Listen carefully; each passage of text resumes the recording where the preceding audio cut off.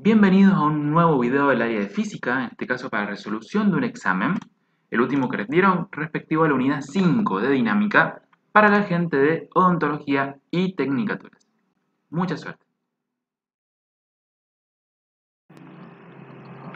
Bien, dice, según lo que se muestra en la imagen, indicar cuál o cuáles de los enunciados son correctos. ¿Sí? Podemos ver que hay una barra. Sobre esta barra tenemos una fuerza 2 de 30 N a 30 grados. Vemos que está justo a la mitad de la barra porque hay un metro a la izquierda y un metro a la derecha. Vemos que en este extremo tenemos una fuerza de 10 N con ese ángulo. Y de este lado tenemos una fuerza 1 con 20 N en este otro ángulo que podemos ver a la izquierda. Tenemos un punto A, punto central que estaría acá. Y este sería el extremo opuesto a la. Dice, la componente perpendicular a la viga de F2 no produce momento respecto del punto A. Bien, entonces, dice, la componente perpendicular a la viga de F2, es decir, acá tenemos F2, su componente paralela a la viga sería esta. ¿Sí? Porque tiene la misma dirección que la viga, sería su componente en X, por así decirlo. Su componente perpendicular a la viga sería, si esto ustedes le componen en X y en Y, la componente perpendicular a la viga sería la componente en Y. ¿Sí? Esto sería F2 en Y, sería la componente perpendicular de F2. Fíjense que sí produce momento respecto del punto A, porque si ustedes agarran esta viga en el punto A y solamente hacen esta fuerza va a hacer que la barra gire alrededor del punto A. El momento de fuerza lo voy a poder calcular como fuerza, o sea, esta componente, por distancia, por el seno de 90 grados. O sea que sí va a generar un momento respecto al punto A porque me tiende a girar la barra alrededor de ese punto. Luego, la componente paralela, la viga de F3, produce un momento respecto al punto A. Bien. Componente paralela a viga, recuerden en F3, si nosotros la descomponemos, tendría una componente en X y una componente en el eje Y, que iría hacia abajo. La componente en X será la componente que va en dirección de la viga, por lo tanto sería la componente, componente paralela a la viga de F3, sería esta que está acá. Pero si se fijan, por más fuerte que yo tire para la derecha, o incluso si yo quisiera empujar hacia la izquierda, respecto del punto A no se va a generar momento. De hecho, no se va a generar momento en ningún lugar de la barra. ¿Por qué? Porque las fuerzas que sean paralelas a la barra, lo que van a tender a hacer es mover la barra hacia la derecha o hacia la izquierda, o van a tender a, no sé, contraerla o alargarla, pero no generan un giro alrededor del punto A. Y por eso es que esas fuerzas no van a generar momento. Además, si ustedes recuerdan la formulita para calcular momento respecto a un punto, era fuerza por distancia por el seno del ángulo que hay entre la barra y la fuerza. Si la fuerza la tengo en este sentido, porque solamente estoy considerando esa componente, si la componente paralela, esa componente, respecto de la barra, podemos decir que tiene un ángulo de 0 grados, o un ángulo en todo caso de 180, así que pero no, es de 0 grados porque va al mismo sentido que la posición. Si ustedes sacan el seno de 180 o el seno de 0 grados, les da 0 justamente. Si esto vale 0, 0, no importa cuánto valga la fuerza o la distancia, se nos hace 0 todo el momento y por eso es que no genera momento respecto de ningún punto en la barra esa componente que es paralela. O sea que ya la primera y la segunda no pueden ser correctas. Esta porque tenía un no y esta porque no genera momento. 3. Fíjense que como la 1 y 2 no son correctas, esta no puede ser, esta no puede ser, esta tampoco y esta tampoco. O sea que la 3 casi que no hay que revisarla porque ya ninguna es correcta. Eso sí tienen que tenerlo en cuenta por en los exámenes para ahorrar tiempo. Fíjense esos pequeños detalles. ¿Sí? La 1 no es, así que esta no es, esta no es y esta no es. O sea que con eso nos quedaría solamente esta opción. La 2 no es, esta opción tampoco es. Por lo tanto, ninguna opción es correcta. Ahora, ¿por qué la 3 no lo es? Veamos. Dice que la componente perpendicular a la viga de F1 produce momento respecto del punto A. Y ahí no, ¿por qué? Porque la fuerza F1 está justamente aplicada en el punto A. Entonces la distancia que hay entre el punto A y el punto de aplicación de la fuerza es 0, están en el mismo lugar. Si la distancia es 0, toda esta multiplicación se me hace 0 y por lo tanto el momento vale 0. ¿Y por qué? Porque esta fuerza, ni la fuerza completa, ni la componente paralela, ni la componente perpendicular, ni la fuerza completa, como les digo, va a generar momento ahí. Si ustedes están agarrando acá la barra del punto A, esta fuerza va a tironear de ahí, pero no va a hacer absolutamente nada. En todo caso me lo tendría a mover para abajo, para la izquierda o en diagonal, pero no me va a hacer girar la barra alrededor de ese punto porque está tironeando del punto de agarre. ¿Sí? Entonces, bueno, hemos llegado a la conclusión de que ningún enunciado es correcto. Bien, acá nos pide dos cosas. Por un lado, determinar la fuerza que ejerce el gancho sobre la pared donde está colocado para sostener el peso que se muestra en la figura. Y por otro lado me pide el momento que ejerce este mismo peso, por supuesto, sobre el punto de agarre en la pared. ¿Sí? Cuando no me dicen en qué punto tengo que calcular el momento, se refieren generalmente al punto de agarre. ¿Sí? Entonces, veamos. Acá tenemos un peso para abajo, totalmente hacia abajo. Y como esto está en equilibrio, ¿sí? No se puede estar moviendo ni para abajo ni para arriba. Este gancho, ¿sí? Todo este gancho que está agarrado con este peso va a querer irse para abajo con esta fuerza, que ya vamos a averiguar cuánto es. Entonces, acá en este punto, tiene que aparecer una reacción para que esto no se, todo este bloque no se me vaya para abajo, sino que se quede quieto. Para eso, la sumatoria de fuerzas en el eje Y tiene que ser 0. En el eje X también, pero en el eje X no hay ninguna otra fuerza. ¿Sí? No tengo a nadie empujándome el gancho para adentro, no tengo a nadie empujándome el gancho para afuera. Este peso es de vertical hacia abajo, o sea que no está torcidito para la izquierda o para la derecha. Por lo tanto, seguramente la fuerza que hay acá va a ser una fuerza vertical hacia arriba, que se contraponga a esta, cosa que se anulen y se me haga 0 la sumatoria de fuerzas. ¿Sí? Si esta fuerza la llamo F, esta fuerza la llamo P, ya que es el peso, tendría que la sumatoria de fuerzas en el eje Y es fuerza menos peso, que va en el sentido contrario, igual a 0. Y desde ese punto de vista, si el peso lo pasan sumando para el lado derecho, les va a quedar que la fuerza que tengo allá arriba es exactamente igual al peso, para que de esa manera se cancelen y el sistema esté en equilibrio. Entonces, simplemente con calcular el peso de esta varija o objeto, vamos a tener ya la fuerza. Sería peso, que es igual a masa por gravedad, serían los 300 kilogramos, multiplicados por los 9,8 metros sobre segundos al cuadrado. Si hacemos ese pequeño cálculo, 300 por 9,8, van a ver que les da un peso de 2.940 newtons. Automáticamente, si ustedes ven las respuestas, hay una sola que acepta esa respuesta. ¿Y esta por qué no? ¿Y esta por qué no? Ah, bueno, vamos a ver en realidad. Porque está en otra unidad, capaz que justo coincide. Entonces, por las dudas hay que analizar. ¿Sí? ¿Qué pasa si esto ustedes lo pasan a kilogramos fuerza? Bueno, un detallito ahí es que siempre el número, cuando la masa está en kilos y el peso está en kilogramos fuerza, numéricamente son iguales. O sea que si tiene una masa de 300 kilos, va a tener un peso de 300 kilogramos fuerza, sin dudas. Ahora, ¿por qué pasa esto? Porque si ustedes 2.940 newtons lo quieren convertir a kilogramos fuerza, ¿sí? Recuerden que 1 kilogramo fuerza son 9,8 newtons. Entonces, cuando hagan su reglita de 3 o su factor unitario, lo que van a terminar haciendo es 2.940 por 1 dividido 9,8 y les va a volver a dar los 300.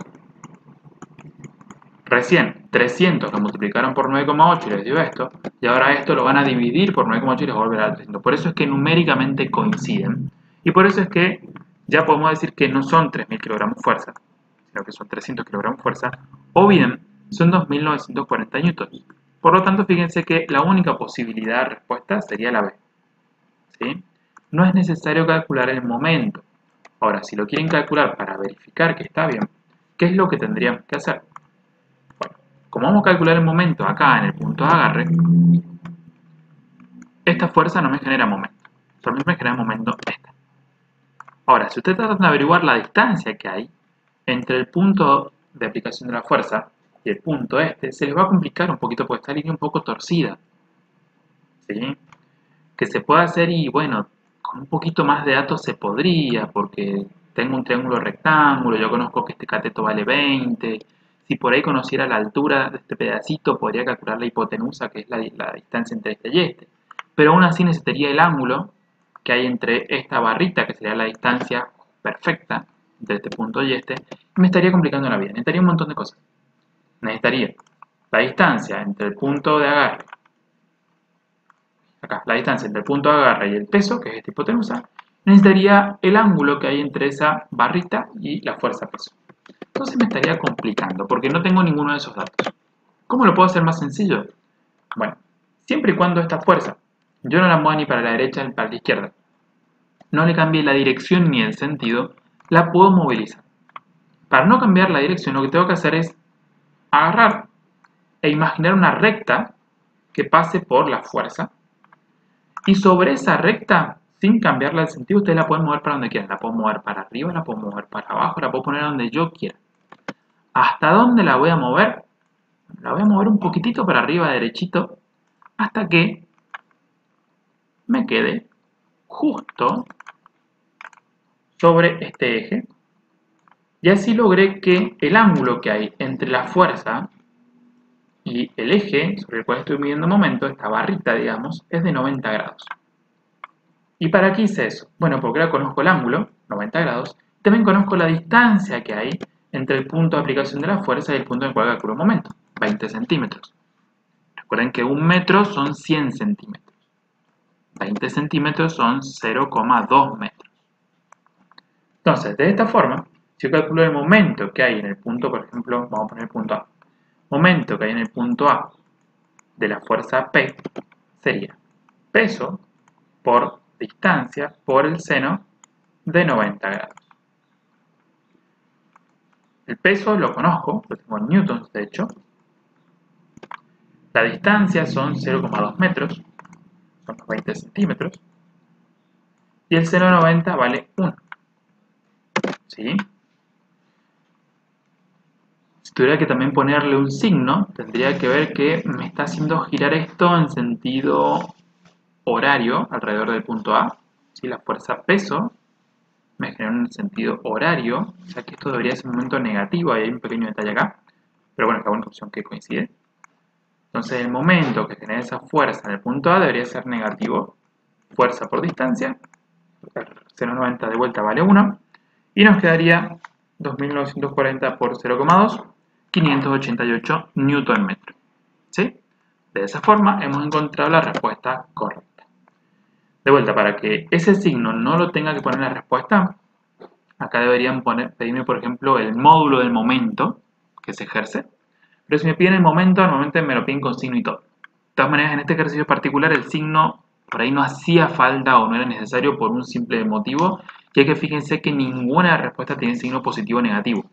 Si ninguna respuesta tiene signo positivo o negativo, podemos interpretar como que lo que nos está preguntando acá es el módulo del momento. O sea, no le importa si es para el sentido horario o antihorario, solamente la magnitud. ¿Sí? En ese sentido, estamos bien y tenemos la respuesta correcta.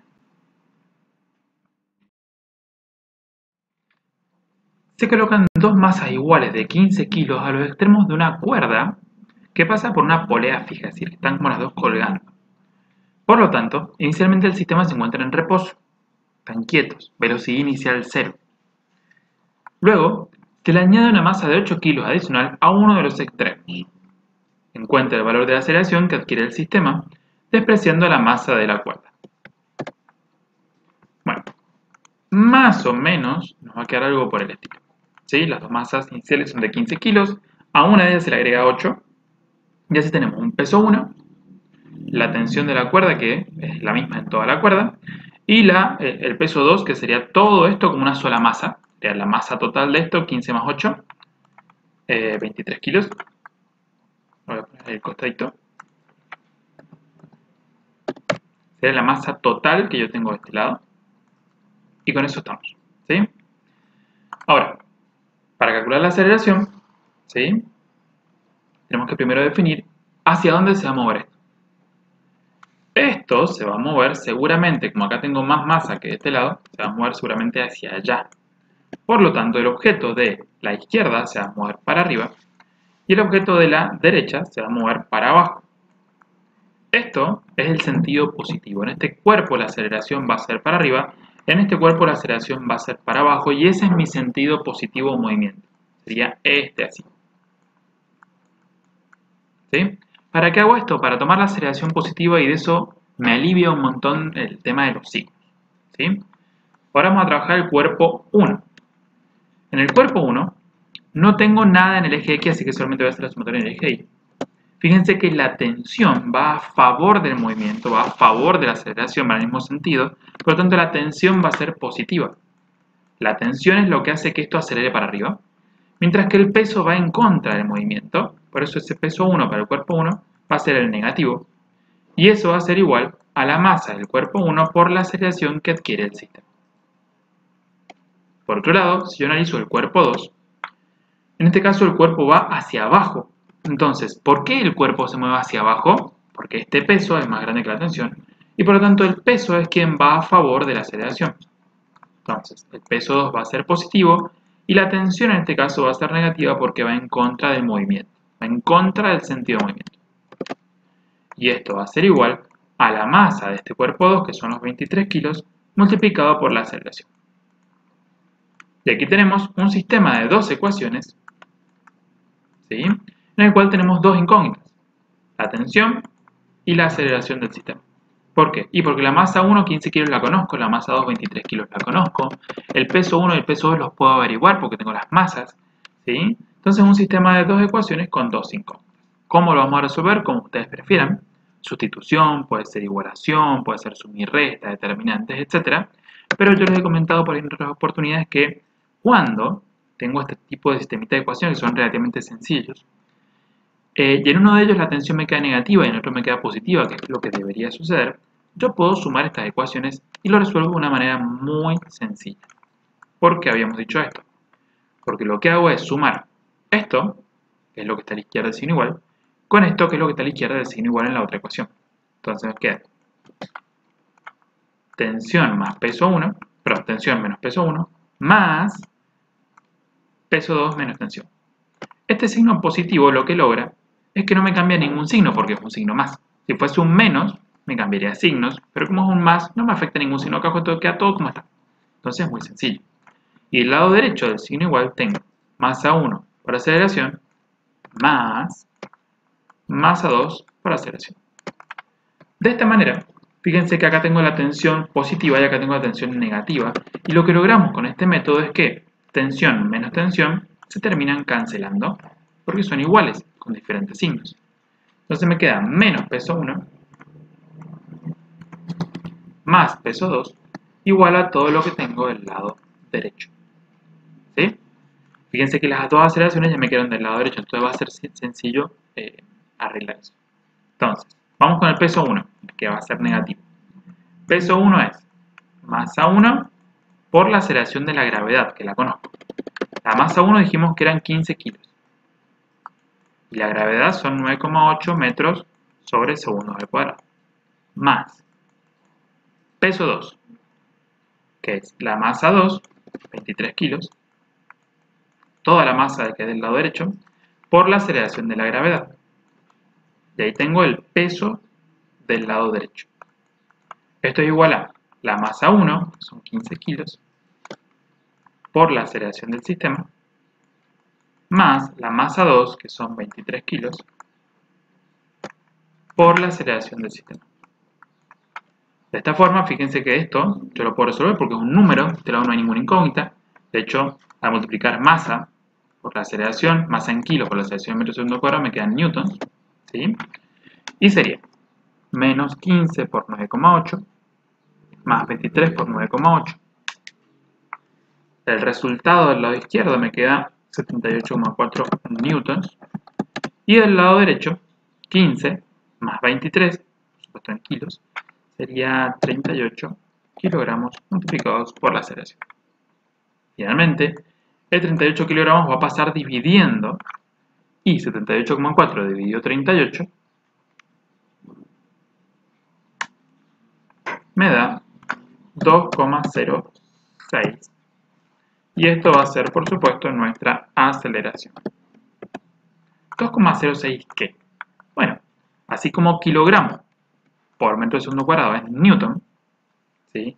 Si al newton yo lo divido por kilogramo, me van a quedar de vuelta los metros sobre segundos al cuadrado, que es la unidad del tema internacional de la aceleración, ¿sí?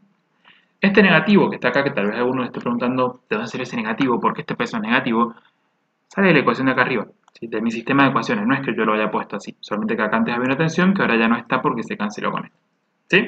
Por eso acá me quedó un negativo y acá no me quedó. Bien, tengo la aceleración, eso es todo lo que me pedía. Me voy arriba, la busco y la encuentro con la unidad correcta y todo, no hace falta hacer ningún cambio, ¿sí? Eso sería todo. ¿Y para qué me decía que el sistema inicialmente estaba en reposo? Bueno, en este caso, para nada, es un distractor, ¿sí? Simplemente eso significa que la velocidad inicial es 0.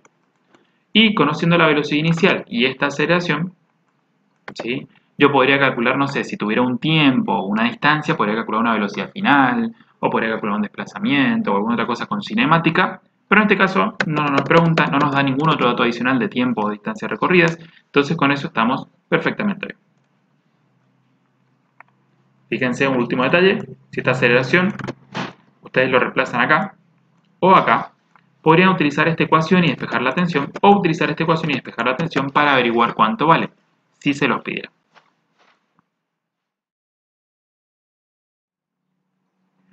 Juan arrastra un bloque de 10 hectogramos por un camino horizontal a lo largo de 15 decímetros.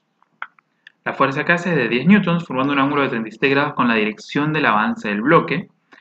Se sabe que parte del reposo, es decir, velocidad inicial 0, y alcanza una velocidad de 7,2 km por hora en ese recorrido.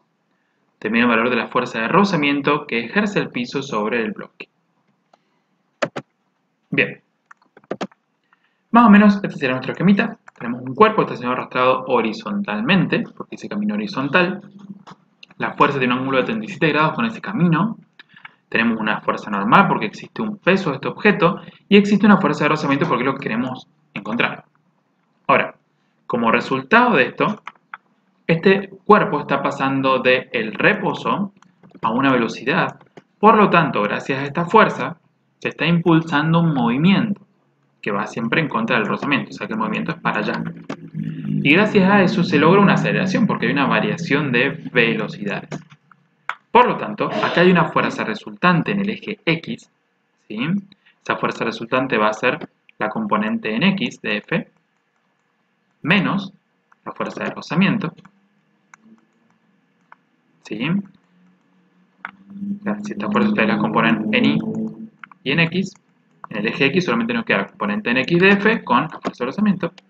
Y esta resultante en el eje X va a ser igual a la masa del cuerpo por la aceleración que recibe el sistema.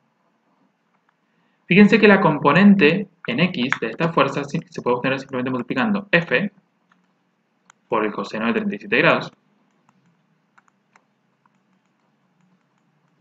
La masa del objeto yo la conozco. Y si logramos encontrar la aceleración del sistema, ya puedo despejar la fuerza de rozamiento de esta sumatoria. Fíjense, la fuerza la tengo. La fuerza que hace la persona me dijeron que era 10 newtons. ¿Sí? La masa son 10 hectogramos. Bueno, tengo que pasarlo a kilogramos. Vamos a pasar 10 hectogramos a kilogramos. Voy a ser tranquilo con factor unitario. Ahora, ¿me acuerdo cómo pasar de hectogramo a kilogramo de forma directa? Tal vez alguno sí, tal vez alguno no. Si no, lo más básico es agarrar los hectogramos, convertirlos en gramos, que es la unidad básicamente que me están trabajando acá, y de gramo, que es la unidad base, pasarlo a kilogramos. Entonces estaría haciendo dos factores unitarios o dos reglas de 3. Uno para convertir esto en gramos y otro para convertir esto en kilogramos. Entonces, primero lo voy a convertir en gramos. Quiero que el gramo me quede la unidad y que el hectogramo desaparezca. Luego, cuando ya la tenga en gramos, quiero que ese gramo desaparezca, o sea que se cancele, y que ahora me quede en kilogramos para que ese sea el resultado final. Con eso en mente, ¿sí? Vamos ahora a ver las equivalencias que nosotros sabemos. Yo sé, por ejemplo, que 1 kilo son 1000 gramos. Y sé que un hectogramo, también una unidad grande, son 100 gramos. ¿Sí? Así como un hectómetro son 100 metros, un hectogramo son 100 gramos. Entonces ahora resuelvo esto, ¿sí? Y me va a quedar 1 kilogramo. 10 por 100 es 1000, dividido 1000, sí, perfecto, 1 kilogramo. Entonces la masa era de 1 kilogramo, solo que me lo habían dicho de una manera diferente. Bien, con eso en mente, ahora vamos a ver qué nos está faltando. Ya sabemos entonces la masa del objeto. Fíjense que en esta ecuación, conociendo todo esto y conociendo la masa, nos faltaría saber solamente la aceleración para conocer esto. Ahora, ¿aceleración de dónde la puedo sacar? Bueno, me habían dado algunos datos de cinemática. Me habían dado que la velocidad inicial era 0, porque parte del reposo. Me habían dado la velocidad final, 7,2 km por hora. Y me habían dado un desplazamiento. Dice que esto se desplazó 15 decímetros. Ojo, es decímetro, no es decámetro. El decámetro es DAM. Acá me dice DM, o sea que es decímetro. O sea que también tengo el desplazamiento. Con estos tres, yo puedo calcular la aceleración, porque tengo una ecuación que me dice velocidad final al cuadrado es igual a la velocidad inicial al cuadrado más 2 por aceleración por delta x. Entonces, conociendo el delta x y las dos velocidades, yo puedo despejar la aceleración.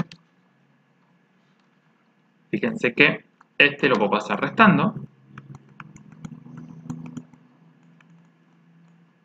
Y cuando se lo tenga resuelto, el 2 y el delta x los paso dividiendo y me queda la aceleración. Entonces, ¿puedo resolverlo? Sí, y no hay problema.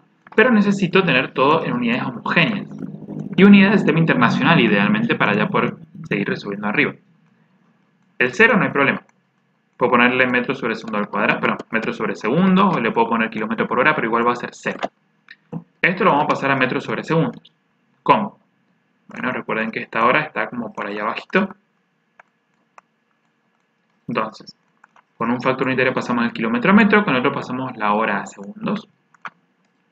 El kilómetro quiero que se vaya, quiero que me quede arriba el metro, y esta hora quiero que se vaya, así que cruzado pongo hora, y abajo pongo el segundo, que es la unidad que me tiene que quedar acá abajo. Sé que en una hora hay 3600 segundos, y sé que en un kilómetro hay 1000 metros. Entonces, hago esta pequeña cuentita, y me van a quedar 2 metros sobre segundos. Voy a revisar por las dudas. Sí, perfecto. Y luego, esto que está en decímetros lo quiero en metros. Entonces, una sola letra de 3, quiero que el decímetro se me vaya, quiero que el metro me quede. Sé que en un metro hay 10 decímetros, en un metro hay 1000 milímetros, en un metro hay 100 centímetros, y en un metro hay 10 decímetros. Entonces, esta será la única equivalencia que tengo que hacer. Y me queda 1,5 metros. Entonces, ahora con todos los datos ya en la unidad correcta, puedo averiguar mi querida aceleración, que va a ser igual a esto que tengo acá. Va a ser igual a velocidad final, 2 metros sobre segundos, elevado al cuadrado. Menos velocidad inicial, 0, no hace falta ni poner. Dividido 2 por delta x, que es 1,5 metros. Fíjense que las unidades no las estoy poniendo porque ya sé que está todo en sistema internacional, así que la aceleración me va a dar metros sobre segundo al cuadrado sin problemas. ¿Sí? 2 elevado al cuadrado, que es 4, dividido, paréntesis, 2 por 1,5 que me da 3. Entonces 4 dividido 3 es 4 tercios. Y 4 tercios es aproximadamente 1,33 metros sobre segundos al cuadrado. Y ahora sí, que tengo la aceleración, me puedo volver a donde estábamos recién y calcular lo que necesito, que era la fuerza de rozamiento. ¿Cómo lo hago? Bueno, tengo la fuerza, tengo la masa, pero tengo que despejar esto de acá. Como está negativa, yo lo que voy a hacer es pasarla sumando para allá. ¿Sí? Por un tema de que se me hace más sencillo, la paso sumando para acá. Entonces ya la tengo positiva y casi despejada. Y después esto, que está ahora positivo acá, lo paso para la izquierda restando. De esa manera, se me hace a mí un poco más sencillo, cada uno lo explica como lo prefiere. ¿Sí? Es para que la incógnita ya esté positiva y de eso me ahorro problemas. Entonces ahora, esta fuerza vale 10 newtons, la voy a multiplicar por el coseno de 37 grados y le voy a restar el producto de la masa, ¿sí?, multiplicada por la aceleración. Detallito, fíjense que kilogramo por metro segundo cuadrado es newton, entonces estoy restando newtons con newtons y el resultado o respuesta va a estar, por supuesto, en newtons. Resolviendo este problemita, nos da muy cerca de 6,65 newtons, que sería lo que estamos buscando como fuerza de rozamiento. Fíjense que todas las respuestas posibles, la más acertada sería esta. ¿Sí? Fíjense que acá no hizo falta hacer sumatoria en el eje Y. Si hubiesen querido hacerla, fíjense que en el eje Y no hay movimiento, porque este objeto no va a salir volando y no se va a hundir en la Tierra. Así que este objeto en el eje Y tiene que ser una sumatoria en el eje Y igual a 0. En este caso no era necesario, porque acá ya terminamos el ejercicio. Pero ¿para qué me podría haber servido? Fíjense, la fuerza normal menos la componente Ni de F menos el peso es igual a 0. ¿Y esto para qué me hubiese servido? Por ejemplo, fíjense que esta componente yo la puedo encontrar, porque si yo a F, que vale 10 newtons, la multiplico por el seno de 37, encontraba esta componente. El peso lo puedo calcular porque conozco la masa, que era 1 kilo. Entonces de acá yo podría despejar la fuerza normal. ¿Para qué me podría haber servido la fuerza normal? Bueno, ustedes saben que la fuerza de rozamiento es igual a un coeficiente por una fuerza normal. Si ustedes de acá despejaban y encontraban la fuerza normal, y ustedes de acá, como ya hicimos, encontraban la fuerza de rozamiento, podrían haber utilizado esta formulita de la fuerza de rozamiento para, con la fuerza de rozamiento en mano y la fuerza normal en mano, despejar y encontrar ese coeficiente. Coeficiente sería la fuerza de rozamiento dividido la normal. Entonces, un ejercicio que sea un poquito más largo, más complejo, que vaya un poquito más allá, podrían habernos pedido, con los mismos datos que tengo acá, podrían habernos pedido que calcule ese coeficiente de rozamiento, en vez de pedirnos la fuerza de rozamiento, y hubiésemos tenido que hacer este pasito extra, tenemos que haber hecho la sumatoria Ni para poder encontrar este coeficiente. Entonces los comento como un extra de que están practicando para que puedan continuar trabajando.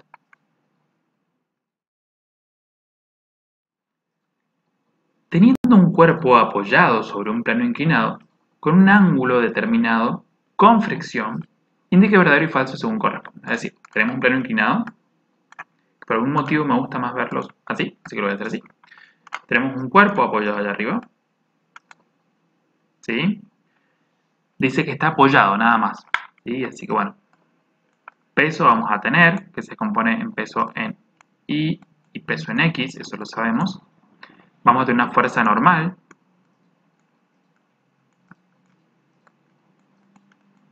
¿sí? Va a haber fricción. ¿Para dónde va a estar la fricción? Y bueno, fíjense que este objeto se quiere caer. O sea que este objeto tiende a moverse para abajo. Como tiende a moverse para abajo, la fricción va a aparecer en sentido contrario al movimiento. Y la fuerza de rozamiento va a estar para arriba. Y bueno, en función de eso dice, bueno, este es el ángulo de plano inclinado. Existe un ángulo en el cual la fuerza de fricción es suficiente para hacer subir el cuerpo. A ver, la fuerza de fricción solamente va a aparecer para oponerse al movimiento. ¿Sí? No es que la fuerza de fricción me va a mover objetos. Si este objeto no hay fricción, se va a caer. ¿Sí? A medida que aumente la fricción, este objeto va a ir cada vez más despacito para abajo, o se va a mover cada vez menos hacia abajo, porque la fricción va a ir contrarrestando el peso. Pero cuando la fricción se haga igual al peso, este objeto ya no se va a mover más. Y si no hay más movimiento, ya está. ¿Sí? No va a seguir creciendo la fuerza de rozamiento porque el objeto va a estar quieto. ¿Sí? Entonces, en ningún momento la fricción me va a mover el objeto. La fricción se opone al movimiento, no lo genera. Por lo tanto, esto va a ser falsísimo. Como esta primera ya es falsa, fíjense que si esto fuese un examen, estas dos está que ya no pueden ser, porque esta me dicen que la primera es verdad. O sea que esta ya es falsa. Vamos con la 2. Existe un ángulo para el cual el cuerpo se desliza por el plano con MR. Esto tiene sentido. ¿Por qué? Porque para algún angulito, ¿sí?, el peso y la fuerza de rozamiento se van a hacer iguales. ¿Sí? En algún momento el peso va a ser más grande y esto se va a caer. En otro el rozamiento va a ser más grande y por lo tanto se va a quedar quieto. Pero cuando sean iguales, ¿sí? Puede pasar o que se quede quieto, ¿sí? O bien, que es más probable, que la sumatoria de fuerzas en el eje X se haga cero, sí, pero que se haga cero no significa quieto, significa que la aceleración es cero. Y si la aceleración es cero nos da dos opciones. Puede ser que se quede quieto el objeto, sí, tranquilamente, se frenó, ¿sí? O porque ya estaba quieto, entonces se quedó quieto. Pero también puede ser, sobre todo por ser un plano inclinado, que el objeto empiece a descender con mRU, es decir, a velocidad constante. Piensen si ustedes apoyan un objeto sobre una placa de hielo. Placa de hielo. ¿Sí? Imagínense que no hay rozamiento entre el objeto y el hielo porque el hielo no genera ese rozamiento generalmente, salvo que se pegue. Sobre todo si hay una capita media derretida. Y si esto ustedes empiezan a torcer, el objeto se va a refalar, ¿sí? Y va a caer con velocidad. Si hay rozamiento, puede llegar a caer con velocidad constante. Y si no hay rozamiento, digamos, va a ir acelerando para abajo. Pero bueno, va a llegar un momento en el cual este peso y este se igualen. Y en ese puntito en el cual se igualan, el objeto va a caer con velocidad constante, sin aceleración. La sumatoria se hace cero, la aceleración es cero, pero cae con velocidad constante, ¿sí? A partir de ahí, si esto yo lo sigo torciendo, generalmente si lo van torciendo desde ese punto para arriba, el peso generalmente va a ganar y el objeto va a caer. Y si ustedes desde el punto en el cual lo mueven con velocidad constante lo hacen un poquito más abajo, se hace más grande la fuerza de fricción que el peso y ahí sí el objeto se queda quieto, clavado en el lugar, ¿sí? Pero si encuentran ese angulito en el cual la aceleración justo se hace cero, ahí empieza el movimiento rectilíneo uniforme. Entonces la 2 es verdadera. Fíjense que esta y esta me dicen que la 2 es falsa, entonces estas dos son descartadas y la única opción que me queda viable sería esta. Por lo que la 3 tiene que ser verdadero y la 4 es falsa. ¿Por qué? Bien, la 3 me dice que existen valores de ángulos para los cuales el cuerpo se desliza con mRV. Perfecto. Cuando el peso en X sea más grande que la fricción, esto va a acelerar hacia abajo. Y como acelera hacia abajo, exceder la aceleración va a ser mRV. Generalmente eso, desde el ángulo para el cual tenemos mRU, si nosotros lo hacemos más grande, si más empinado, este peso cada vez va a ser más grande porque se va a parecer, o sea, este peso va cada vez parecerse más al peso completo hasta que este plano sea vertical. Y por lo tanto cada vez más grande esta fuerza y por lo tanto va a tender a caerse, ¿sí? Y mientras más chiquito sea este ángulo, más probabilidad tenemos de que el objeto no se desplace, sino que el rozamiento sea más grande que el peso en X y por lo tanto se quede quieto. Pero bueno, esto entonces es verdadero. Si aplico sobre el cuerpo una fuerza paralela al plano de manera ascendente, el cuerpo continuará en equilibrio. Bueno, ahí depende. Si la fuerza es chiquitita, ¿sí? Capaz la fuerza que yo haga para arriba no alcanza a mover el objeto, porque capaz sea muy grande respecto al peso. Ahora, tengamos en cuenta que si yo aplico una fuerza suficiente para arriba, si una fuerza bastante grande para arriba, puedo lograr que este cuerpo se mueva para arriba. Lo que se tendría que tener en cuenta es que esa fuerza, como ahora el objeto se va a mover para arriba, la fuerza de fricción va a ir hacia abajo, porque la fricción siempre va en contra del movimiento.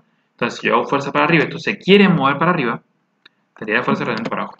Lo que tendría que tener esa fuerza es que tiene que ser más grande que la suma del peso más la fricción.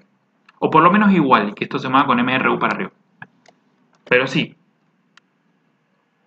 si aplico una fuerza para el plano de manera ascendente, es muy probable que logre que el cuerpo se mueva, ¿sí? Por lo tanto, el cuerpo ya no va a estar en equilibrio, ¿sí? Se va moviendo para arriba. Y por lo tanto, esto era falso, ¿sí? Esta podría llegar a generarme algunas dudas, de todas maneras, porque no me dice cuán grande es esa fuerza, pero puedo lograr sacarlo de equilibrio y por lo tanto, sería falsa.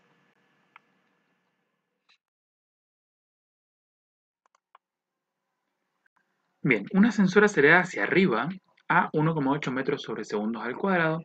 Me pregunta cuál será la fuerza normal que experimenta una persona de 70 kilos que está parada dentro del ascensor sin tocar las orillas. Bien, más o menos tendríamos algo por el estilo, ¿sí? Esto de que no toque las orillas en realidad es algo que no hace falta bien que nos diga, porque nosotros cuando dice una persona está en el ascensor asumimos que es algo así la situación. Pero ¿qué pasaría si la persona está tocando la orilla? Por ejemplo, si está tocando la orilla que está a la derecha, la persona se apoya en esta orilla, generaría una fuerza normal hacia la izquierda. Entonces nos daría como una especie de confusión de si la fuerza normal que nos está preguntando es esta que está acá, la vertical, o si es la que sale de la pared cuando está apoyado, digamos. Entonces, simplemente es una pequeña aclaración. ¿Sí? De todas maneras, cuando nos dice que una persona en el ascensor, normalmente nosotros imaginamos esto, porque generalmente como que simplificamos la situación y la imaginamos como una partícula. Pero bien, la persona, ¿sí?, tiene su peso hacia abajo, la persona tiene su normal hacia arriba, y la persona se está moviendo junto con el ascensor. ¿Sí? La persona se está moviendo junto con el ascensor hacia arriba con una aceleración de 1,8 metros segundos al cuadrado. Entonces, si solamente me centro en la persona y por un momento me olvido de que existe un ascensor alrededor de ella, para hacerlo de forma relativa, tengo que pensar que la fuerza resultante que hay sobre la persona hacia arriba va a ser, porque la persona está desplazando hacia arriba, va a ser igual a la normal, que es en el sentido de movimiento, menos el peso que va en contra del movimiento. Esta fuerza resultante, por principio de masa, tiene que ser igual a la masa de la persona por su aceleración que lleva. Entonces, ¿la masa de la persona la conozco? Sí, 70 kilogramos. ¿Cómo sé que son 70 kilos? Bueno, porque me dice que la persona es de 70 kilos fuerza. Este sería su peso. ¿Sí? Si este peso ustedes lo pasan a Newton, recuerden que 1 kilogramo fuerza son 9,8 newtons. Entonces, 70 kilogramos fuerzas lo tengo que multiplicar por 9,8 para encontrar el peso en newtons. Serían, en este caso, 786 newtons. Y ahora, si ustedes quisieran sacar la masa a partir de estos newtons, la masa en kilogramos, recuerden que peso es igual a masa por gravedad. Entonces la gravedad pasa dividiendo y peso dividido gravedad me va a dar la masa. Como el peso tiene que estar en newtons, de 186 newtons, y la gravedad es 9,8 metros segundos al cuadrado, al dividir 786 dividido en 9,8 me vuelve a dar los 70 kilos que tenía antes. Es como que cuando el peso está en kilogramos fuerza y la masa está en kilogramos, el numerito coincide. ¿Sí?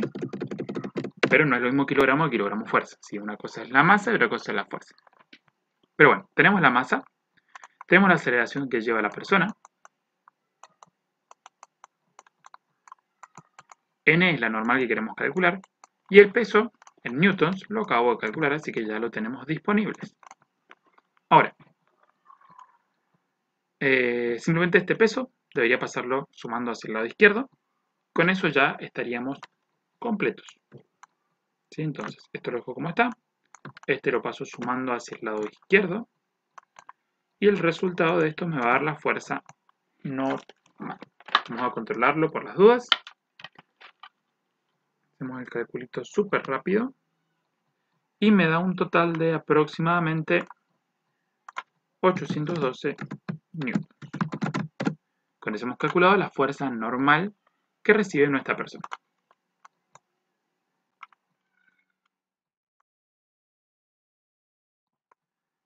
Bien, tenemos un aro de masa despreciable, está fijado en el punto A y sobre el punto B se ata una cuerda de la cual cuelga un bloque de 100 newtons, como se muestra en la figura. Fíjense que no está colgando como para abajo, sino que la cuerda está como tirando para allá, ¿sí? Y la cuerda va alrededor del círculo hasta que el objeto cae con su peso. Si el diámetro del aro es de 45 centímetros, calcular el momento al cual está sometido la fijación de A. Bien, veamos un detalle. Vamos al círculo como el más grandecito. Tendríamos algo por el estilo. ¿Sí? ¿Por qué? Porque este peso que está acá abajo se transmite a través de la cuerda generando una tensión. Esta tensión se transmite a través de toda la cuerda y sale tangente al círculo en este punto que es donde estamos tocando. Ahora, esa tensión que sale acá en realidad Si ustedes la analizan en el cuerpo de acá abajo, esto está quieto, está todo en equilibrio, está sin moverse. Entonces, para que este cuerpo esté quieto, su sumatoria de fuerzas en I tiene que ser igual a tensión menos el peso, tiene que ser igual a 0. ¿Sí? Si el peso lo paso sumando, llego a la conclusión de que la tensión y el peso tienen que ser iguales para que esto esté quieto. Ahora, si esta tensión es igual al peso y la tensión se transmite a través de toda la cuerda, quiere decir que esta tensión que está acá arriba también es igual al peso. Entonces directamente yo puedo poner que esa fuerza peso está acá arriba. ¿Sí? Bien, ahora, veamos. Entre el punto A y el punto B, la distancia vendría siendo el diámetro del círculo. Recuerden que el diámetro pasa por el punto central del círculo y va de extremo a extremo del mismo. ¿Sí? Entonces esa distancia la conozco. ¿Sí? Ahora, para que el peso, acá está un poquito torcido, para que el peso sea como tangente al círculo, en el punto que lo toca, el ángulo que se debe generar ahí, tangente es que solamente toca el círculo en un puntito, el ángulo que se debería generar ahí, para que solamente toque en un puntito, esto se extendería hasta el infinito si quiero, en un puntito, el ángulo que debería ir acá es de 90 grados. ¿Por qué? Porque estos puntos tangentes que tocan a la circunferencia en un solo puntito, se refiere a la dirección en la cual nos estamos movilizando. Esta es la dirección de esa fuerza, tensión, que sería igual al peso. ¿Sí? ¿Qué pasa si yo la pongo un poquito más torcida esa fuerza? Supónganse que me equivoqué y voy a poner así, la pongo así, que es más o menos como estaba recién. Bueno, va a pasar que si yo sigo la dirección de esa fuerza, esa dirección atraviesa el círculo y le toca en este punto de acá y en este punto de acá. Entonces ya no es tangente. Es secante, se le dice. ¿Por qué? Porque tocan dos puntos. Lo atraviesa y lo corta en dos puntos. Para que sea tangente, yo tengo que empezar a mover esta recta hasta que toque al círculo solamente en ese puntito que está ahí. Y cuando lo logro hacer, en esa dirección pongo mi fuerza peso, que más o menos debería estar ahí. ¿Sí? Por supuesto, esto está fuera de escala, está hecho como muy a lo rápido, muy así nomás, pero esa fuerza que me queda acá entonces tiene que quedarme a 90 grados respecto de esto que sería el diámetro. Y ese ángulo lo necesito para calcular el momento. Si no hace falta que lo dibujen perfecto, simplemente que recuerden ese pequeño detallito. Entonces, si yo quiero calcular el momento generado en el punto A por esta fuerza P que está acá, el momento que genera el punto A va a ser igual a, primero tengo que poner un signo, que ya lo vamos a averiguar, fuerza, P, distancia, el diámetro, ¿sí? Puedo ponerlo con un D de diámetro o con ese simbolito, por el seno de 90 grados. El seno de 90 grados vale 1, no hace falta ponerlo. El signo, vamos a analizarlo, después vemos qué onda los resultados, pero vamos a analizarlo. Fíjense que si la fuerza peso tira para allá, esto gira alrededor de A en el sentido horario. Gira como la agujita de un reloj, o sea que debería ser negativo. ¿Sí? Acá no hay ninguno negativo, así que vamos a tomar el módulo del momento, pero tengamos en cuenta el tema de los signos. Momento de A. P. 100 newtons. Diámetro es la distancia justamente entre el punto A y el punto B de aplicación de la fuerza. Son 45 centímetros. Recuerden que un metro son 100 centímetros. ¿Sí? Si un metro son 100 centímetros, 45 centímetros son 0,45 metros. Y esto me da un total de 45 newton por metro. Entonces, vamos al resultado. Esto no es, porque newton metro no es 145, es 45. No se puede calcular tampoco porque sí lo pudimos calcular. Ahora, 0 tampoco es. Faltaría ver si pasando el newton a kilogramos fuerza, me queda la respuesta C o la E. ¿Sí? Porque el metro, fíjense que el metro está ahí. O sea que el metro y el metro están. Falta el kilo fuerza, que lo tenemos en newton.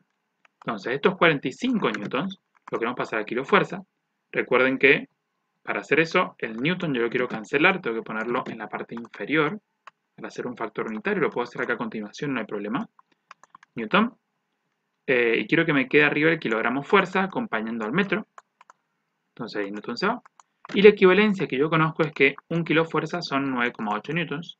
Entonces tengo que dividir 45 dividido 9,8 y ahí vamos a obtener el momento, que me da aproximadamente 4,59.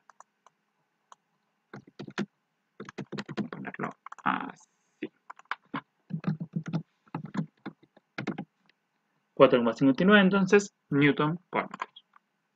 Y ahí vamos a encontrar el momento, que es esa fuerza P aplicada en el punto B, que está a un diámetro de distancia del punto A. Bien, dice, una locomotora que arrastra un tren compuesto por dos vagones sobre una vía horizontal sin rozamiento, pues me dice que la locomotora ejerce una fuerza F, ¿sí? O sea, la locomotora es la parte de delante que tiene un motor, ¿sí? O puede ser a carbón, pero igual tiene un motor.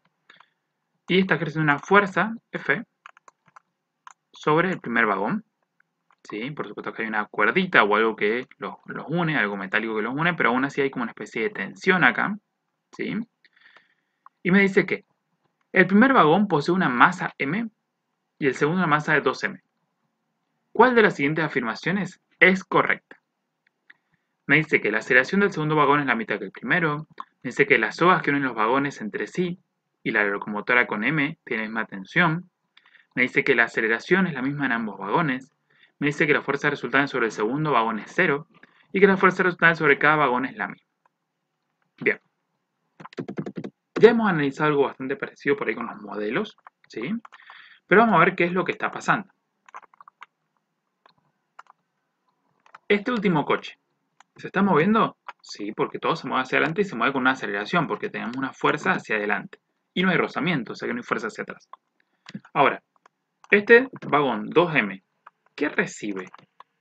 Bien, vamos a ver. 2M tendría un peso hacia abajo, una normal hacia arriba. Sobre el peso y la normal la verdad que no me dicen nada, así que no lo vamos a tener en cuenta. No hay rozamiento, así que la normal no hace falta conocerla.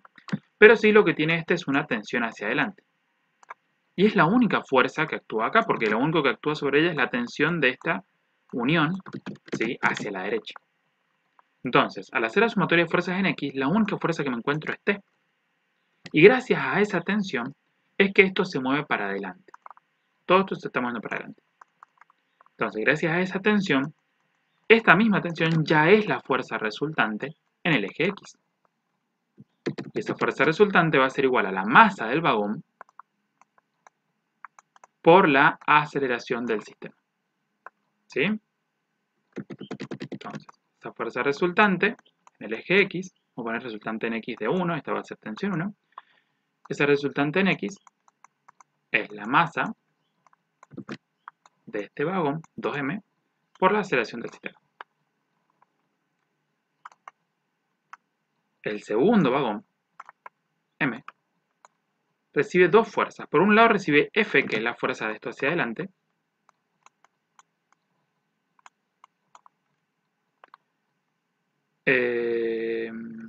que sería la tensión, digamos, entre la locomotora y el vagón, más que F recibe la tensión, vamos a llamarle tensión 2, y para atrás recibe la tensión 1. Ahora, como la tensión 2, que es la que trae la fuerza de la locomotora, seguramente es más grande, entonces está moviendo para adelante. Como hemos visto, todo el tema se mueve para adelante. Entonces, al hacer sumatoria de fuerzas, tensión 2 menos tensión 1, me van a dar la fuerza resultante sobre el segundo vagón, en el eje X. Y esa fuerza resultante en el segundo vagón va a ser igual a su masa, m, por la aceleración del sistema. Acá más o menos ya vamos teniendo una idea de qué es lo que está pasando. Por otro lado, si analizamos esto, que será la locomotora, hacia adelante el motor de la locomotora está haciendo una fuerza F, hacia atrás está recibiendo la tensión de esta cuerda, y gracias a eso, multiplicando la masa de la locomotora, que es una masa desconocida, por la aceleración encontraremos la fuerza resultante. De todas maneras, con la locomotora mucho no vamos a trabajar. Ahora, sin hacer todo esto, yo les digo que la respuesta ya la teníamos. ¿Sí? Ahora vamos a ver por qué. Fíjense, en este punto y en este punto me hablan sobre la aceleración. O sea que si una es verdadera, la otra puede llegar a ser falsa. Acá me hablan sobre fuerzas resultantes. Primero me dice que sobre el segundo vagón es cero y después que cada vagón es la misma. O sea que si una de estas es verdadera, la otra es falsa. Eso lo tienen que hacer o analizar cuando tienen ejercicio de este estilo, ¿sí? No hace falta analizar todas para ver si son verdaderas o falsas.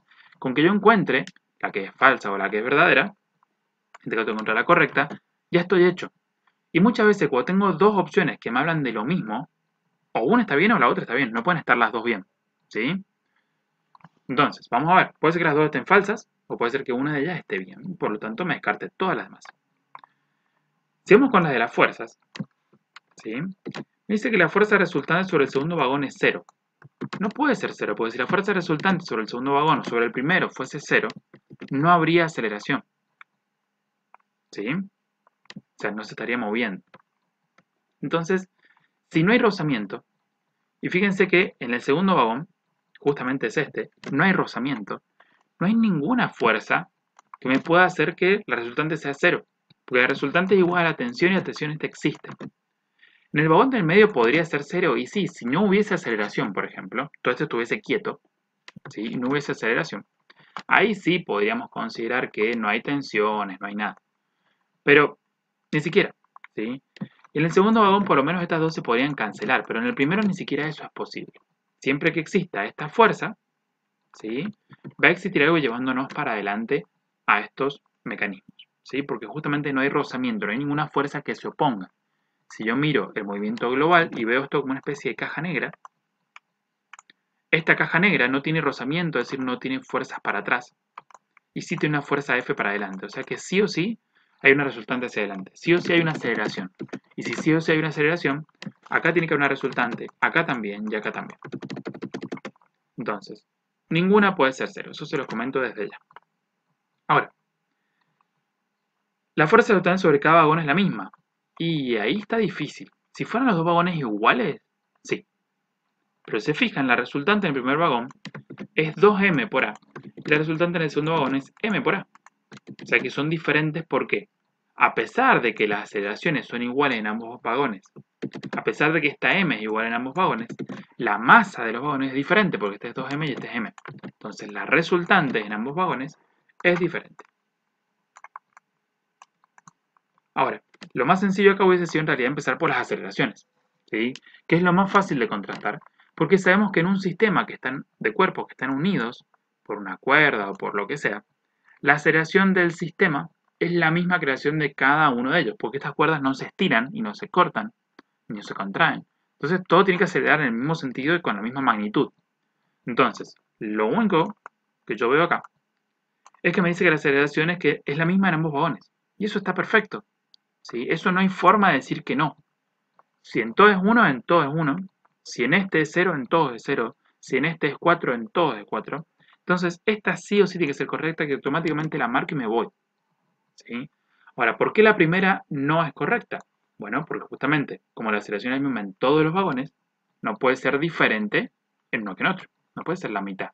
Tiene que ser igual. Por eso la primera era falsa. Se descarta justamente por la C. Y después me habla de las tensiones. Me dice que la tensión en esta soga, ¿sí? Y la tensión en esta soga son iguales. Y yo creo que sería raro que sean iguales. ¿Por qué? Porque en esta se está soportando la fuerza locomotora y el peso de todos los carros, mientras que en esta tenemos solamente el peso del último carrito. Si ustedes piensen que esto está tironeando hacia adelante, esta soga se aguanta los dos carros que están siendo tironeados. Esta soga se aguanta solamente el último. Entonces me parecería muy raro que sean iguales, por más que los dos fuesen iguales de masa, ¿sí? Piénsenlo en vertical. Si ustedes están agarrando, acá está su mano, y ustedes están haciendo fuerza para agarrar dos objetos que están agarraditos por, acá hay una soga y acá hay otra soguita. Esta soga de acá arriba se está aguantando los dos objetos, que están quietos, por ejemplo, y esta está aguantando solamente el de abajo. Entonces, la tensión a la que está sometida esta cuerda depende solamente del objetito este. Y esta tensión depende de los dos. Entonces, siempre esta tensión suele ser más grande, ¿sí? Salvo que yo esté tironeando para arriba y que haya alguna resultante o algo por el estilo. Acá pasa algo muy parecido, ¿sí? Entonces, es muy raro que sean iguales. De todas maneras, como ya descartamos y sabemos que la C es la correcta, todas estas se hubiesen ido antes de tener ese pensamiento ya lo hubiese descartado sin ponerme a razonar, ¿sí? Pero fíjense que viene por ahí. Después, si ustedes quieren, pueden armar como una especie de sistemita de ecuaciones, ¿sí? Por ejemplo, con esto, esto, esto y esto, y se puede tratar de analizar porque son diferentes. En este caso no vamos a llegar bien a una conclusión porque no conocemos la masa en sí de la locomotora, como para poder comparar bien todas las ecuaciones, digamos. Esta M, masa de locomotora, no la conocemos.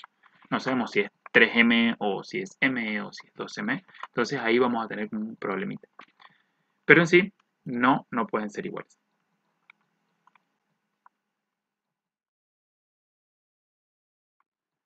Un hombre está parado sobre el piso de un ascensor en movimiento. Volvemos a una expresión muy similar a lo que estamos viendo hace un ratito. Tenemos a una persona paradita en el piso de un ascensor que está en movimiento. Me dice que N va a ser el módulo de la fuerza que el piso ejerce sobre el hombre y P al módulo del peso del hombre. Es decir que, tal cual como vimos hace un ratito, o no, dependiendo cómo estamos viendo el orden de los ejercicios, tenemos el peso de la persona y tenemos la fuerza normal que el piso ejerce sobre ella hacia arriba. Diga cuál de las siguientes afirmaciones es correcta. Recuerden que el ascensor está en movimiento. ¿Sí? O sea que eso se está moviendo. No sabemos para dónde, no sabemos si para arriba o para abajo.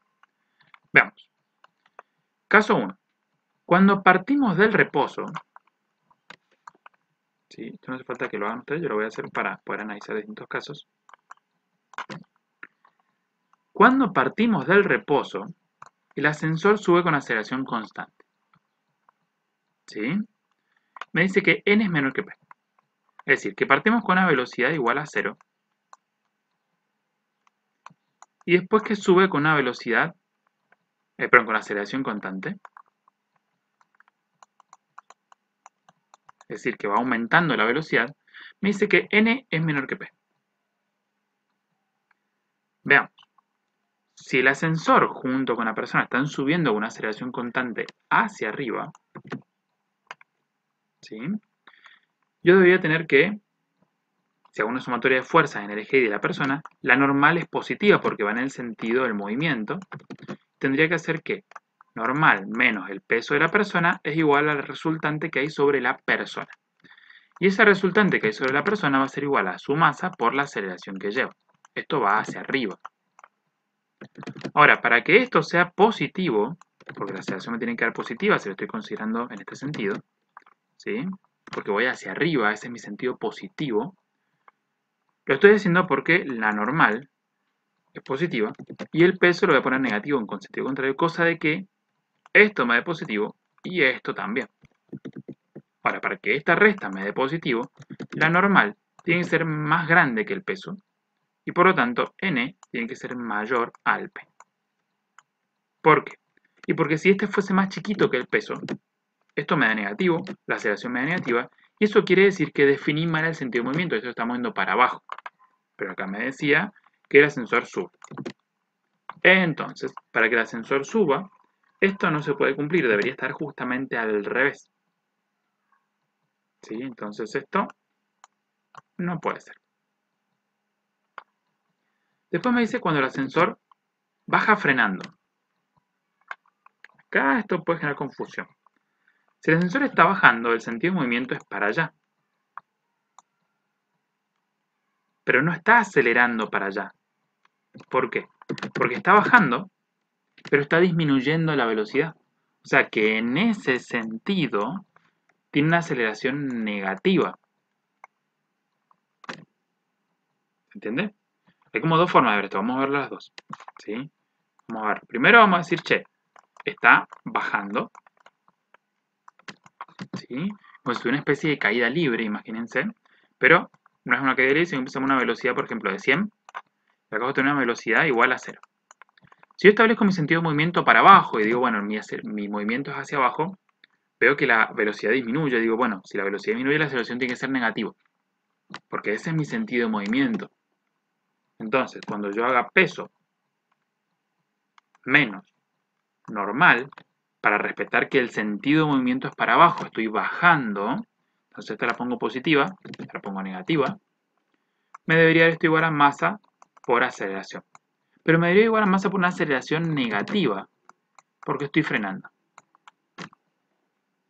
Este negativo lo puedo poner acá adelante también. ¿Sí? Si lo pongo acá adelante sería como un menos 1 que está multiplicando todo esto. Y este menos 1 entonces lo puedo pasar restando. ¿Sí? Pero no es, perdón, restando no, dividiendo. Pero no es necesario. Vamos a analizar qué es lo que está pasando acá.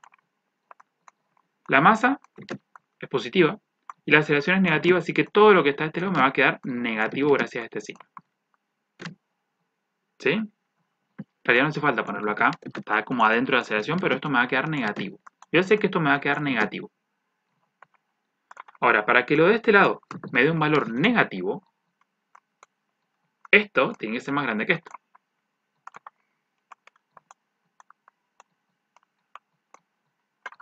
Veamos allá lo que me decía. Y justamente al revés, acá me dice que la normal es menor al peso. O sea que eso está mal. ¿Sí? Otra forma de analizar esto es usando convención de signos. Si ustedes usan la convención de signos que usaban en cinemática, decían, bueno, si voy para abajo,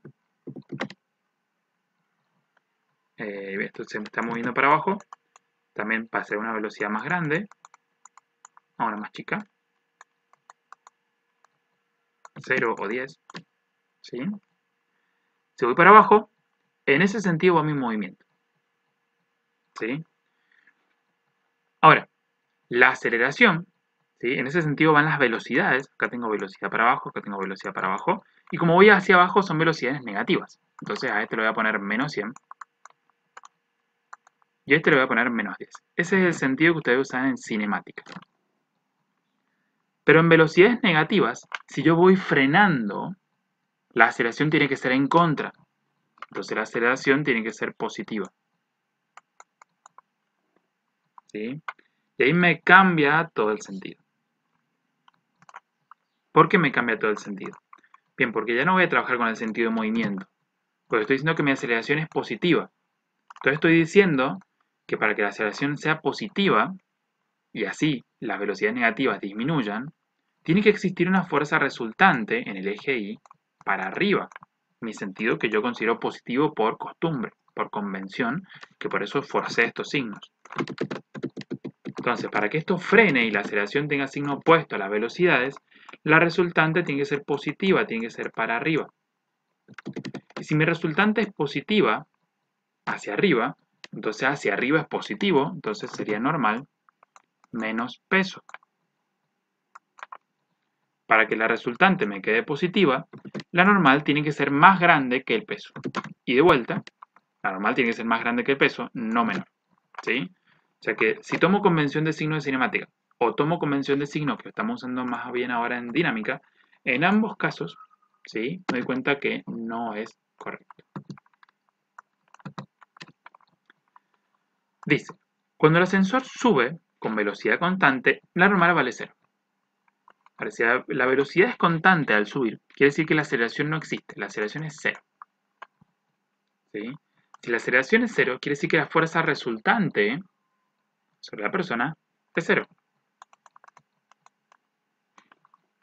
Quiere decir que al hacer normal menos peso, la resultante nos da 0. Y eso quiere decir que si el peso ustedes lo pasan restando, la normal tiene que ser igual al peso. Entonces la normal no puede ser 0, porque el peso de la persona no puede ser 0. La persona tiene masa. Si tiene masa, tiene un peso. Si tiene un peso, la normal no puede ser 0, porque son iguales. ¿Sí? Pero fíjense cómo por descarte se van eliminando opciones. Después me dice que cuando el ascensor sube acelerando, la normal es mayor al peso. Eso justamente lo habíamos visto al principio, ¿sí? En cierta manera, porque hemos visto que cuando sube con la aceleración constante, hemos llegado a que la normal es igual al peso, entonces esa sería la opción correcta. Es justamente lo que vimos al principio que nos quedó así y no así. De hecho, si hubiese leído todas las opciones al comienzo, hubiese hecho este caso, que es el mismo que este caso, solamente que me hubiese dado cuenta que la opción está dada vuelta. Entonces, si esta no es correcta, lo es esta. Y si esta no es correcta, era la primera. ¿Sí? Porque son la misma opción, pero con un pequeño cambio. Entonces, solamente comparando estos dos, solamente haciendo el caso del ascensor subiendo, Me hubiese cerrado el tiempo y hubiese sabido que sí, cuando el ascensor sube acelerando, la normal tiene que ser igual al peso. ¿Sí? Que es el primer caso de análisis. Bien, este nos dice que un niño de 20 kilos, ¿sí? Que lo podemos simbolizar así, salta hacia arriba con una aceleración de despegue de 15 metros sobre segundo al cuadrado. Eso viene siendo la fuerza la resultante que genera el niño al saltar. Ahora, cuando el niño salta, tenemos el peso del niño, ¿sí? Y una fuerza que genera el piso sobre el niño cuando él se empuja para saltar, ¿sí? Que sería una fuerza normal, ¿sí? Esa es la fuerza que genera el piso sobre el niño durante el salto, ¿sí? Durante el despegue. Gracias a esa fuerza, menos el peso del niño, se genera una fuerza resultante hacia arriba que va a generar esta aceleración. Esa resultante, a su vez, va a ser igual entonces a la masa del niño por la aceleración que recibe. Si quiero calcular esa fuerza, entonces tengo que pasar el peso sumando para allá. Y me queda que la fuerza es igual a la masa del niño por la aceleración del sistema, que son los 15 metros segundo cuadrado, más el peso. ¿Y cómo se calcula el peso de un cuerpo? Masa por gravedad. Entonces, si quiero calcular esta fuerza, me basta con conocer la masa del niño, que la tenemos, son 20 kilos, por la aceleración que alcanza, 15 metros segundos al cuadrado, y a esto le tengo que sumar de vuelta la masa del niño, pero multiplicado por la gravedad, 9,8 metros segundos al cuadrado. Al hacer este cálculo, nos da aproximadamente 496 newtons, por supuesto, y ahí hemos encontrado la fuerza normal que haría el piso sobre el niño cuando se impulsa para saltar.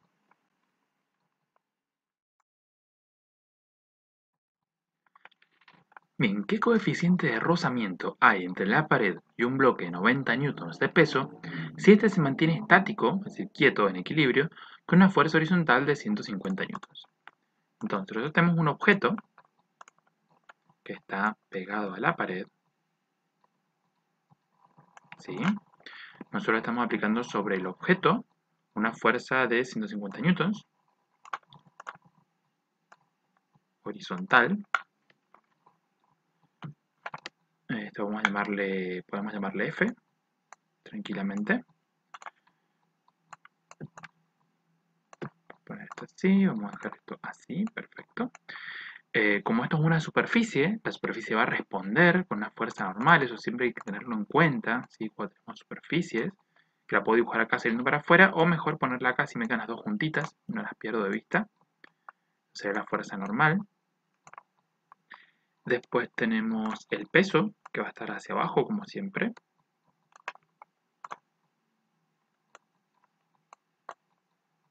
Si nosotros dejamos esto así como está, bueno, el peso lo tenemos también, 90 newtons. Si esto lo dejamos como está, fíjense que el objeto se caería, porque estas dos fuerzas horizontales se pueden cancelar entre sí. Pero ahora, ¿por qué el objeto no se cae? Para que el objeto no se caiga, para que alguien cancele esta fuerza, tiene que haber una fuerza para arriba. ¿Quién vendría siendo esa fuerza? La fuerza de rozamiento. ¿Por qué? Porque como este objeto tiende a caerse, tiende a moverse hacia abajo, aparece una fuerza en contra que se opone al movimiento, que es la fuerza de rozamiento. Nuestro objetivo sería averiguar cuánto vale esa fuerza de rozamiento, porque después allí adentro se encuentra el coeficiente. ¿Cuánto vale esta fuerza de rozamiento? Bueno, para encontrarla deberíamos hacer la sumatoria en el eje Y. Esa fuerza de rozamiento, positiva porque va hacia arriba, menos el peso, que va hacia abajo, tiene que ser igual a 0. Es la sumatoria en el eje Y. ¿Y por qué no puse el peso positivo y este negativo si esto quiere moverse para abajo? En el sentido del movimiento es para abajo.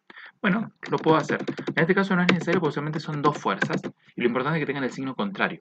Pero si quiero hacerlo así, quiero poner el peso para positivo y la fuerza de rozamiento negativo, dando a entender que como esto se quiere mover para abajo, ¿sí? Voy a tener para abajo el sentido positivo de movimiento, lo pongo así, no hay problema. Si existiese una aceleración, esto me vendría muy bien para guiarme porque el rozamiento siempre lo dejamos negativo. Pero si lo quiero poner al revés, no hay problema. Lo importante acá es que entre estas dos fuerzas se cancelan, ¿sí? Para que no haya movimiento en el eje Y, y por tanto son exactamente iguales.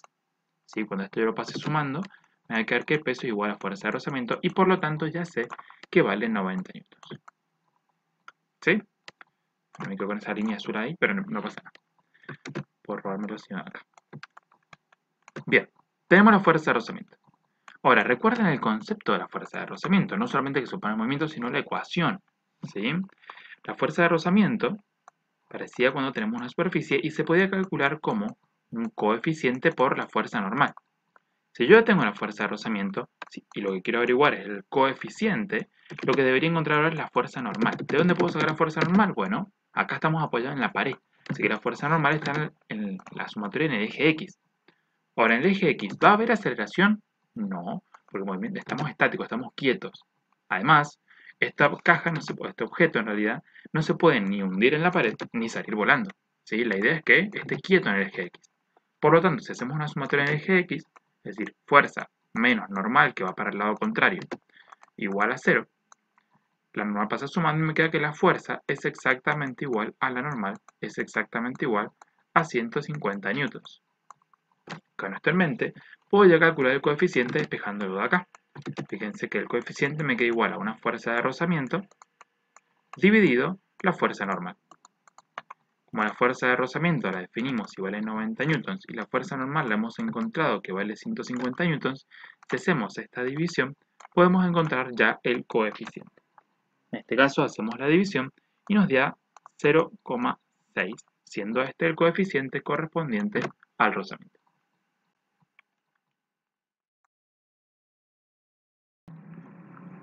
Bien, tenemos, si una persona A de 30 kilos de peso se posiciona a una distancia equivalente a un tercio de L, como muestra la figura, del punto de apoyo de un sub y baja, ¿cuánto debe pesar la persona B si ésta se ubica del lado opuesto a una distancia equivalente de un noveno de L del punto de apoyo, para que el sistema esté en equilibrio?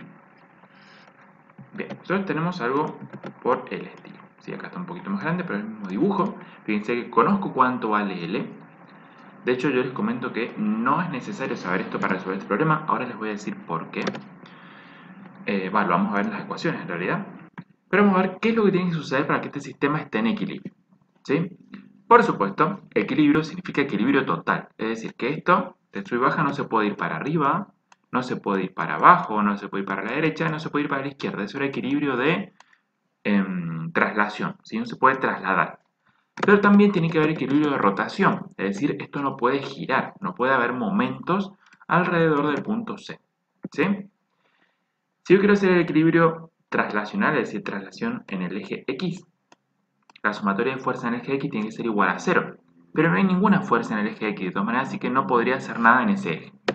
Si yo quisiera hacer el equilibrio vertical, ¿sí? En el eje Y, podría ver que esta fuerza va hacia abajo, esta fuerza va hacia abajo, son las dos negativas. O sea que sí o sí tiene que haber una fuerza positiva hacia arriba que las cancele. Esa fuerza va a estar acá en el punto de apoyo. ¿Sí? Va a haber una fuerza en el punto de apoyo.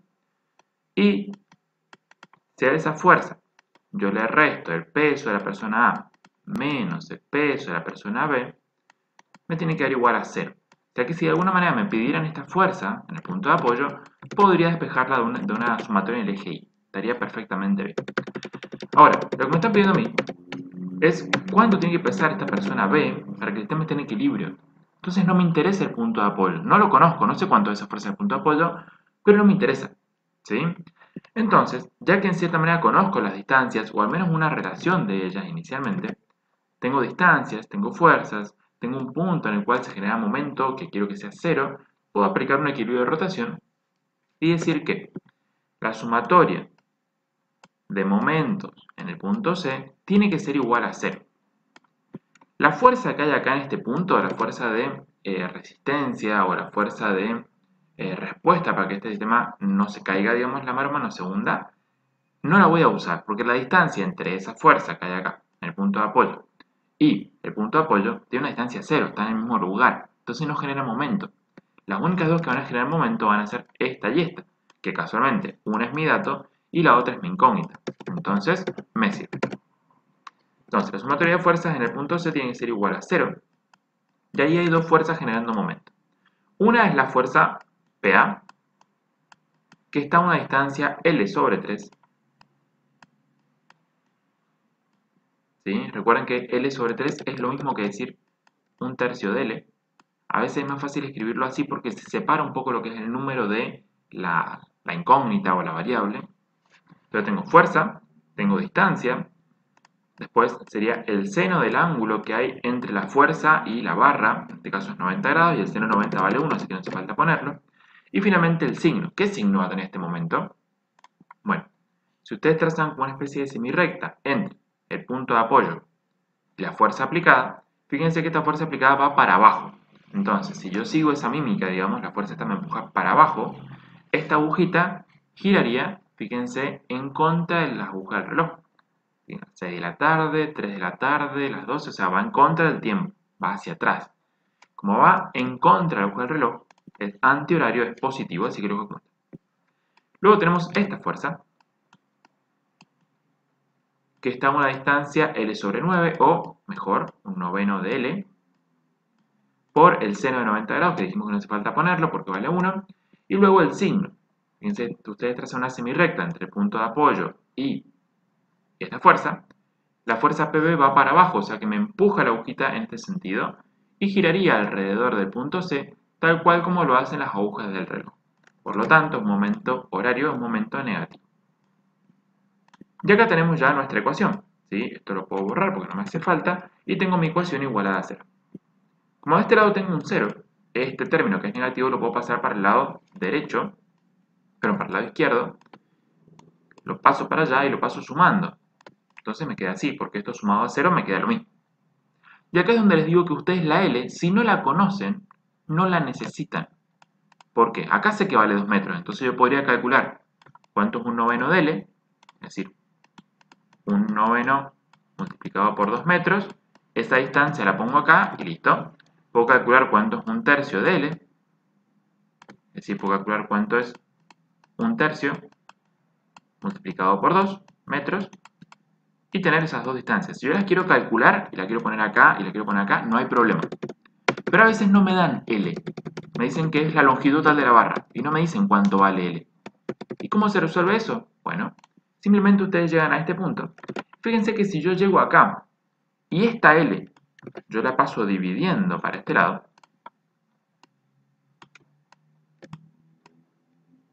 ¿qué es lo que me va a pasar? La paso dividiendo y fíjense que me queda L dividido L. L dividido L se simplifica, me queda un 1, ¿sí? Entonces de esa manera me saqué la L encima. ¿Cuándo van a poder hacer esto? Cuando ustedes logren hacer una sumatoria de momentos y la L les aparezca en todos los términos como incógnita y no la conozcan, ¿sí?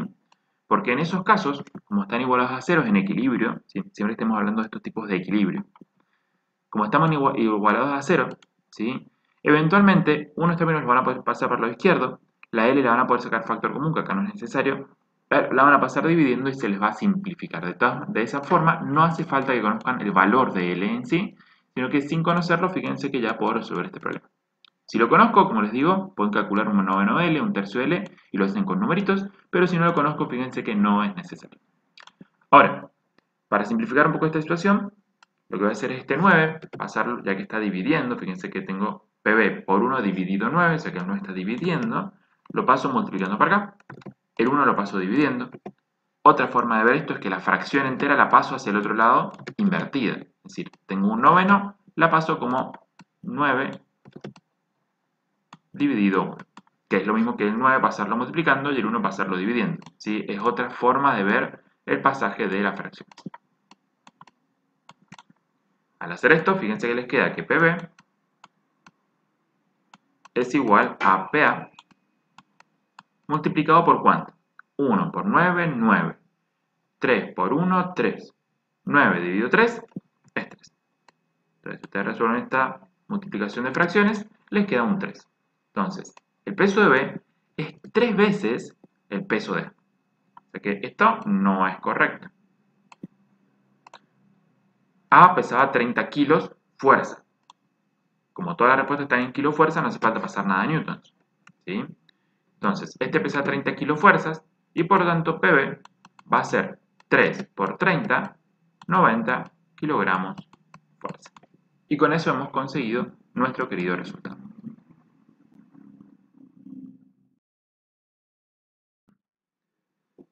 Sabiendo que el peso de un cuerpo en un planeta desconocido es de 300 newtons, y sabiendo que en la Tierra su peso es de 500 newtons, determinar cuál es la gravedad del planeta ese desconocido. Bien, nosotros sabiendo que en la Tierra, cuyo planeta conocemos la gravedad, tenemos el peso, podemos deducir cuál es su masa, ¿sí? Porque si el peso en el planeta Tierra, vamos a poner peso en T para que sea en el planeta Tierra, es igual a la masa por la gravedad del planeta Tierra, yo sé que esto vale 9,8, yo sé que esto vale 500 newtons, entonces la masa del objeto la tengo. ¿Por qué me interesa la masa? Porque la masa, no importa si está en la Tierra, en la Luna o en cualquier planeta, la masa es constante. El peso varía porque es función de la gravedad, pero la masa es constante. Entonces, si yo conozco la masa, puedo usarla para ir a trabajar en el otro planeta. Por lo tanto, vamos a calcularla. La gravedad pasaría dividiendo y me queda que el peso en el planeta Tierra dividido la gravedad en el planeta Tierra me va a dar la masa de esta persona, de este cuerpo en realidad. El peso son 500 newtons.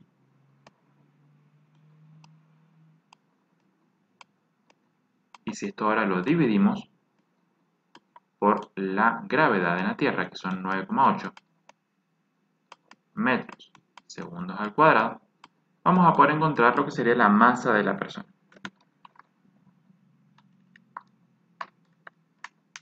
En este caso, aproximadamente 51 kilos. Hay algunos decimales, pero los vamos a ignorar, total no son tantos. Bien, ahora, con esta masa del cuerpo, nos podemos ir al otro planeta. En el otro planeta me dice que el peso del otro planeta, le voy a poner PO, es igual a la masa del cuerpo por la gravedad en dicho otro planeta. Si me interesa conocer la gravedad, pero conozco cuál es el peso del objeto en ese otro planeta, y ya conozco la masa, puedo simplemente despejarla de acá. Entonces, la gravedad en ese otro planeta va a ser igual a el peso en dicho planeta dividido la masa del objeto. El peso en ese planeta es de 300 newtons, como me dice el ejercicio, y justo hace un segundito atrás descubrimos que la masa del objeto eran 51 kilos. Entonces, hacemos la división y nos da muy cerquita de 5,88. Y por supuesto, como estamos hablando de newtons y kilogramos que están en el sistema internacional, newton dividido kilogramo me va a dar metros sobre segundos al cuadrado, que es la unidad de la aceleración. Y hemos encontrado la respuesta correcta. ¿Sí? Esto también podrían haberlo hecho teniendo en cuenta que la masa es una constante. Y por ahí, si no la quieren calcular, podrían haber agarrado esta ecuacióncita, y hacer tipo sistema de ecuaciones. Es decir, ya que tengo la masa despejada acá, ¿sí? La podría haber metido en la otra ecuación, sustituido, digamos, esto lo sustituyo acá, y después despejaban la gravedad, y no hacía falta calcular la masa como cálculo intermedio, ¿sí? Pero tenían que hacer un sistema de ecuaciones. Es otro posible camino, es totalmente correcto, se puede hacer así, y no hay ningún problema, ¿sí? Pueden hacer sustitución, como les digo, o pueden hacer igualación, ¿sí? Despejando en ambas la m, e igualando las ecuaciones que les queden. De todas formas, lo que estoy buscando siempre es la gravedad en el planeta desconocido.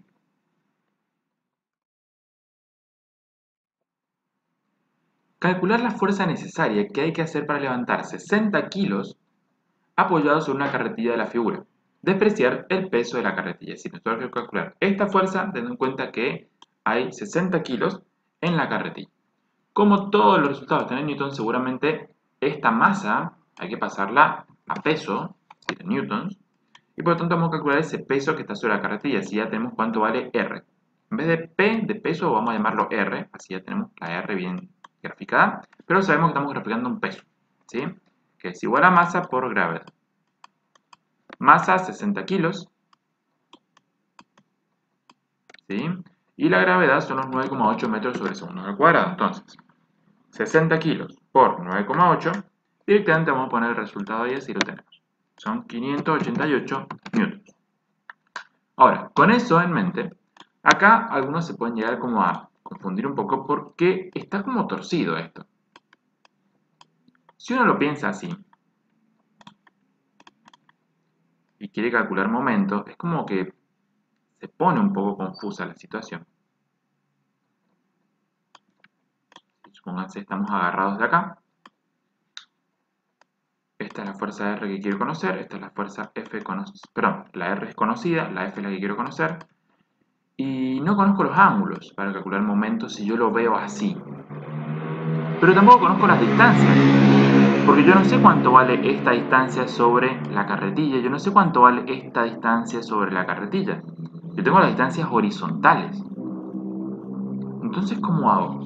No conozco los ángulos, no conozco estas distancias. Bueno, lo que hago es algo muy parecido a lo que ustedes hacían con vectores. ¿Sí? Recuerden que en vectores, por ahí, si ustedes tenían, no sé, tenían los ejes cartesianos, pónganse, y tenían un vectorcito que estaba acá, y lo querían sumar con el resto de vectores que están por ahí en el eje, no lo sumaban así como hasta acá, sino que lo trasladaban acá. ¿Y por qué podía hacer eso? Podía hacer eso porque siempre y cuando yo no cambie el módulo del vector, no cambie su dirección, es decir, como la recta sobre la imaginaria sobre la cual se encuentra, y no cambie el sentido, flechita, el vector sigue siendo esencialmente el mismo. Entonces acá puedo hacer lo mismo. Ya que tengo las distancias horizontales, ¿sí? Lo que puedo hacer es imaginar una barra horizontal imaginaria sobre la cual conozco las distancias, 1,2 y 0,4. ¿Sí?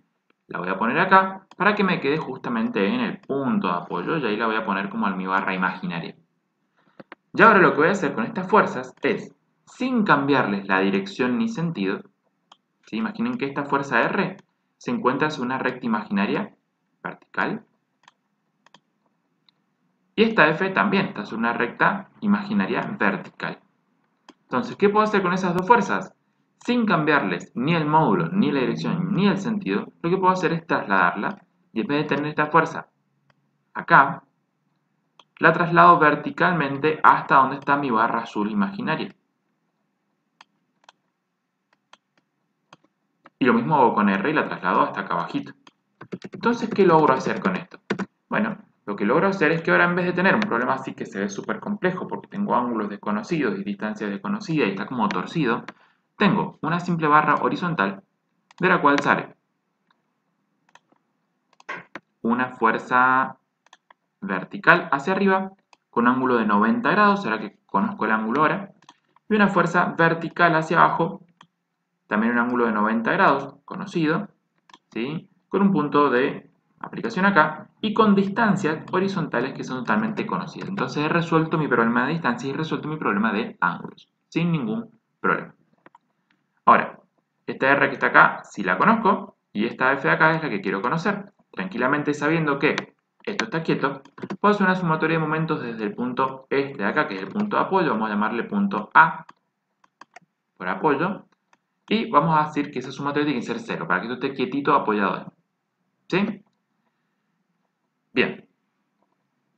¿Y por qué tienen que ser 0? Se van a preguntar, si yo quiero hacer fuerza, quiero que esto gire para allá. Bueno, porque si yo quiero levantar este R, tengo que hacer una fuerza que sea o sea, tengo que generar un momento para allá que sea el equivalente al momento que este genera para abajo. Y de esa manera, la sumatoria de momentos se hace igual a 0. Por supuesto, si después de esa F que vamos a calcular hacemos más de esa fuerza, seguramente vamos a poder levantar más la angarilla para arriba. ¿Sí? Pero estamos buscando justo ahí el puntito de equilibrio. ¿Qué fuerza tengo que hacer para empezar a levantar la angarilla? ¿Sí? Esa fuerza F es la que me rompe el equilibrio, pero el equilibrio justamente es ese límite. Por eso que puedo trabajar en el equilibrio y decir que la sumatoria de momentos en el punto A es igual a... y ahora vamos con los momentos.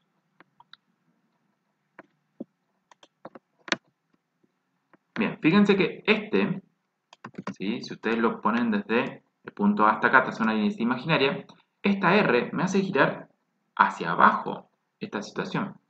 Y fíjense que esta agujita va en contra de lo que haría una aguja de un reloj.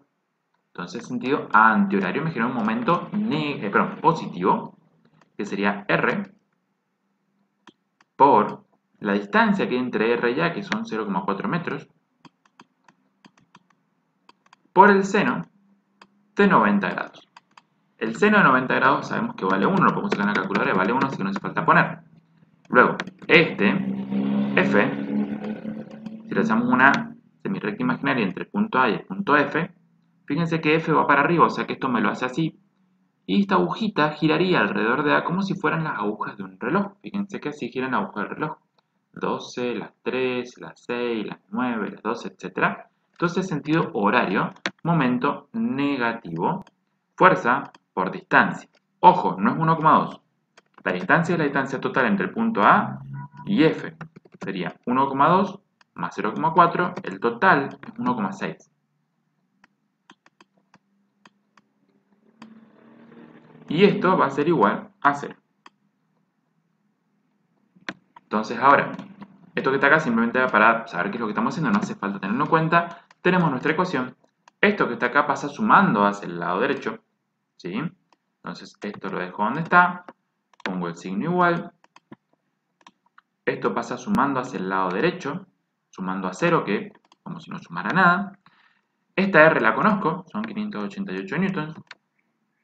Está multiplicando por 0,4 metros. Este 1,6 va a pasar dividiendo hacia el lado izquierdo y me va a quedar la ecuación igualada a F. De esta forma, ya sabemos que al multiplicar 588 newtons por 0,4 metros y el resultado dividirlo por 1,6, nos va a dar la fuerza necesaria. En este caso serían 147 newtons. Y con eso hemos completado nuestro ejercicio. ¿Sí? Fíjense que en estos casos, como el de la ingerilla, siempre, si yo multiplico F por la distancia hasta el punto de apoyo, y eso lo hago igual a la resistencia multiplicado por la distancia del punto de apoyo, yo sé que de ahí podía despejarlo, ¿sí? Analizando el ejercicio como una palanca. Pero fíjense que analizándolo desde el punto de momento, llegamos a la misma ecuación, si no hace falta saberlo como de memoria.